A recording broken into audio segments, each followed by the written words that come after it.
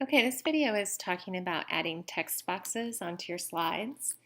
And in a previous video, we had talked about layouts and themes and how sometimes you can choose a slide that already has text boxes on it and it's kind of organized for you. That's what this is. But I'm going to come on down to my last slide down here, which is blank. You'll notice there's no objects on it at all. So what I want to do is insert a text box, and I can do that from this shortcut button, or I can go Insert Text Box. And once you choose that, your mouse turns into a tiny cross here, and I'm just going to click and drag where I want my text box to be. Okay. Once my text box is placed, I can then change my font to be what I want it to be, size, color.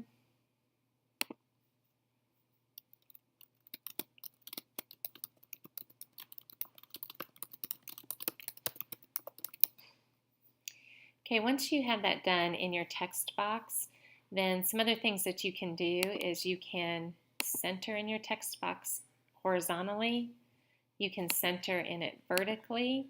Okay, notice how it's right in the center of that text box. You can also adjust it just like you would a picture on the edges. And then you can use this circular handle up here to turn it sideways. If you need to move it, you want to make sure you have the four little arrows here, and then I'll allow you to move it on your slide. Okay. The other thing you want to be sure of whenever you're working with text boxes,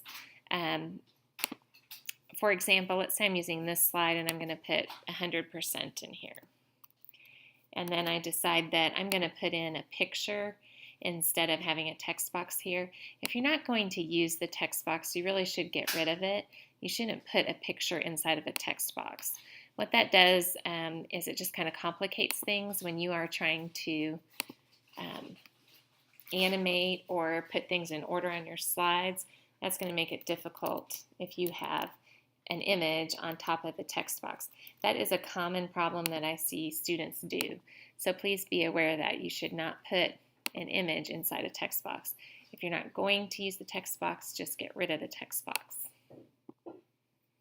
And you do that just by clicking on it and then choosing backspace on your Chromebook.